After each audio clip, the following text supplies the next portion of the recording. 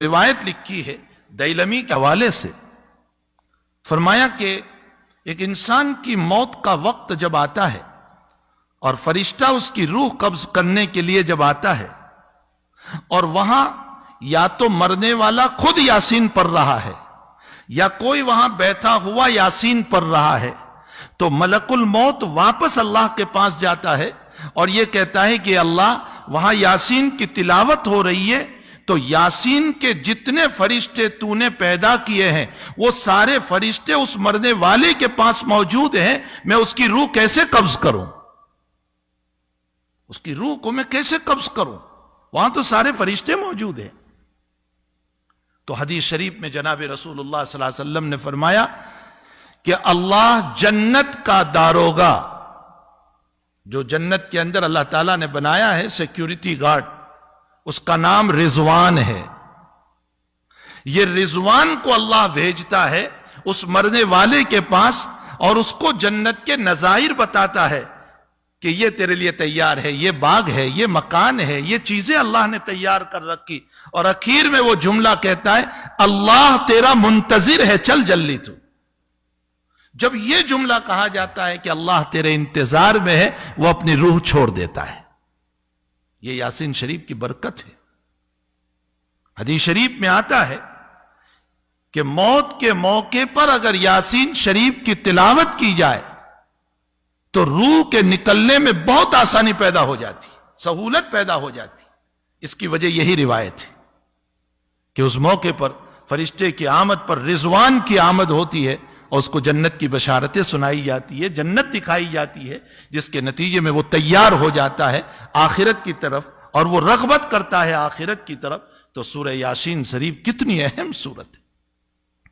روایتوں میں ہے کہ بیماریوں کو دور کرنے کے لیے سورہ یاسین کی تلاوت ہے، اور اگر زیادہ بیماری ہے تو عروس القرآن پڑھو۔ عروس القرآن کا معنی سورہ رحمان، سورہ رحمان پڑھو۔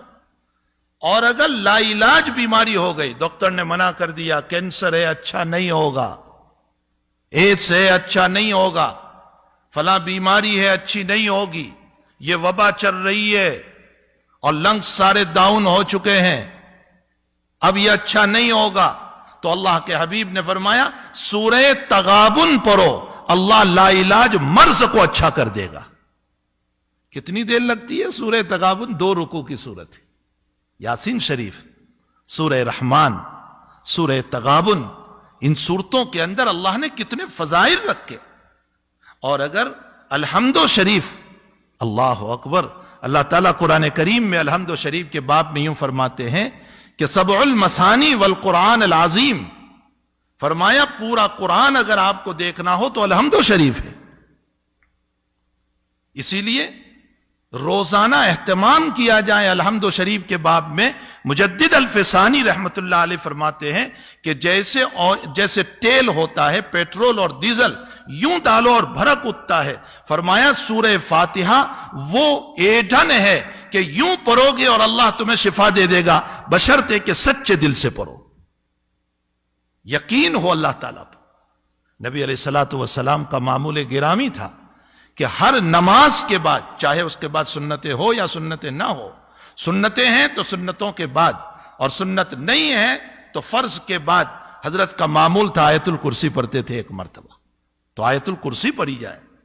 سورہ ناس اور فلق کے باب میں لکھا ہے کہ جو انسان ہر نماز کے بعد سورہ ناس اور فلق کو پڑھے گا، اللہ حاسدین کے حسد سے، جناتوں کے شرارتوں سے، بد اخلاق انسانوں کی شرارتوں سے اللہ اس کی حفاظت کرے گا۔ یہ نہیں کہ شرارت دور ہوگی، شرارت تو ہوتی رہتی ہے، لیکن اللہ شرارتوں کی شرارتوں سے حفاظت کرے گا، اس کو فیک نہیں ہونے دے گا۔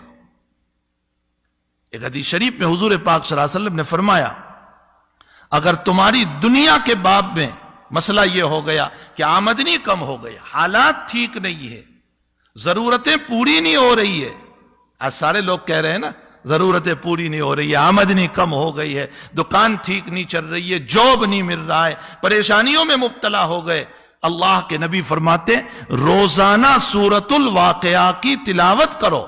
اس سورہ واقعہ کی برکت سے اور میں مسجد میں بیٹھ کر قسم کھا کر کہتا ہوں ہفتہ نہیں گزرے گا اللہ راستہ کھول دے گا.